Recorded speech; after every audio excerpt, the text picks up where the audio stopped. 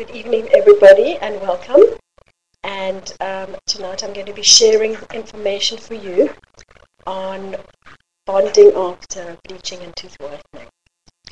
There is some very critical information that you need to know about when you do bonding with whitening, and I'd like to discuss with you some different aspects of that tonight by showing some different cases for you.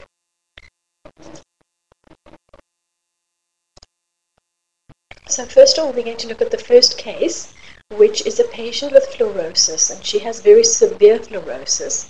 And if you can see over here, I think you can see my arrow, she's previously had some bonding on her teeth to cover over the discoloration.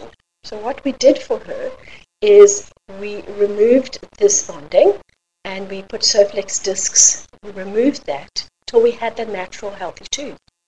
And after that, we did whitening for the patient. And the whitening continued for 8 to 10 weeks because it was quite extensive discoloration. And first of all, the brown shade goes away, and then the white shade goes away.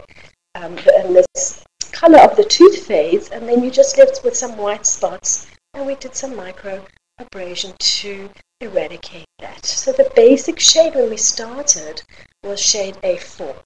And let me show you the shade when we finished. That was shade A1. That treatment took 8 to 10 weeks of whitening.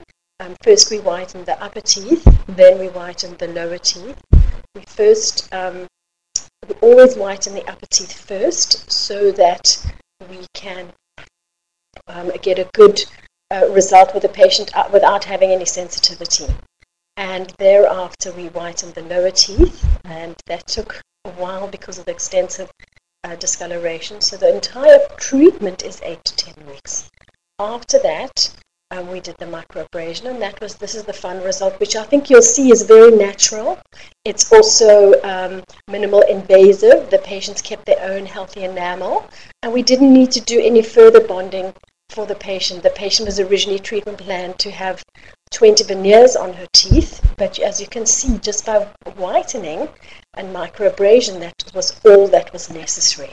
So when we look at the case, we look at the patient's, look at her eyes versus the colorless teeth. And you can see in the initial picture that the teeth are darker than the whites of the eyes. They're much more yellow, and that way we can tell that we're going to be successful with whitening. And we don't always discuss that with the patient, but it gives us a brief observation of that. And this is at the end of treatment. You can see the whites of the eyes are almost matching the whites of the teeth.